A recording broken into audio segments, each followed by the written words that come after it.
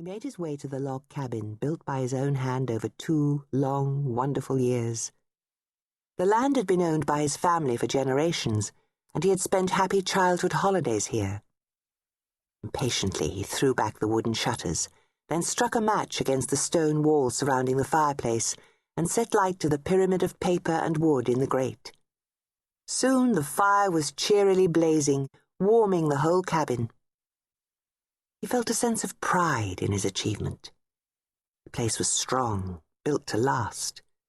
If he got hungry, there was a supply of tinned food in the larder and tidbits to be gathered in the woods. Running wild in those idyllic childhood holidays had been excellent training for cabin life.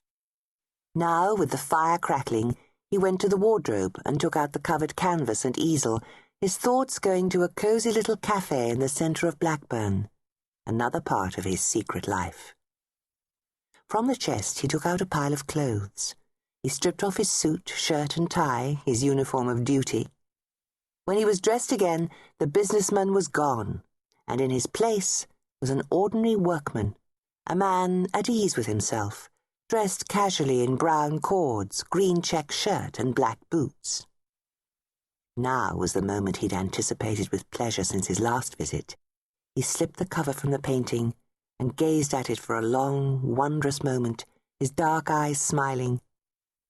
Smiling back at him, the young woman with a tumble of hazel hair seemed almost alive.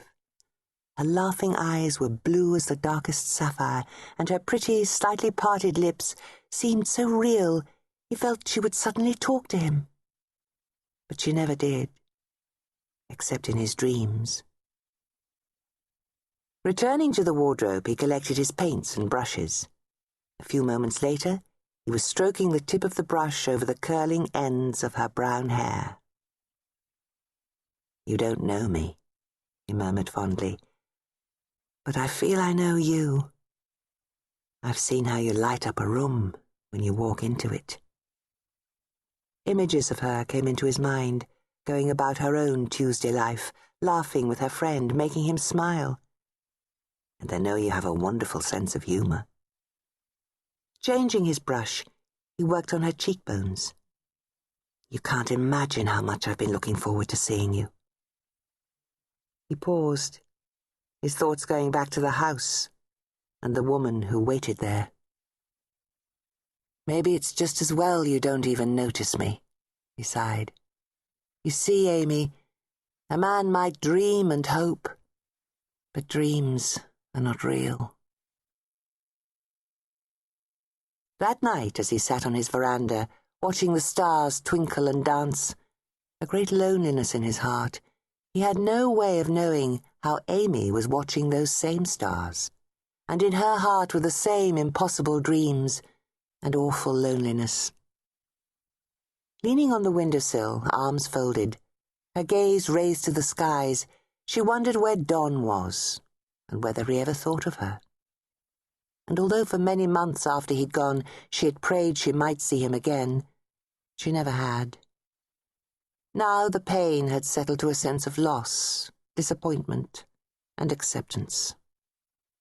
He'd been so handsome and such fun. When he'd asked her to marry him, she'd been filled with such joy, not knowing it would end in her heart being broken when the date was set and the church booked. The bridesmaids were chosen, the bridal gown ordered, and even the honeymoon arranged, before he confessed he had never really wanted family or responsibilities. Amy had been devastated. Now she remembered his smile and the way he would hold her in his arms, and her heart was heavy, but she no longer fooled herself. It was over. "Don't look now, but our mystery man is here again." The young waitress grabbed Amy by the arm and yanked her inside the cafe. "It's driving me crazy not knowing who he is," she whispered, stealing a glance at the far table and drawing Amy to the back of the cafe. "I still don't know any more about him than I did 3 months ago. For God's sake, Daisy, let me get my coat off. It's bitter cold out there, and if you don't mind, I need to sit down." Loaded with shopping bags and a face bright pink from the biting wind, Amy resisted Daisy's pushing and shoving.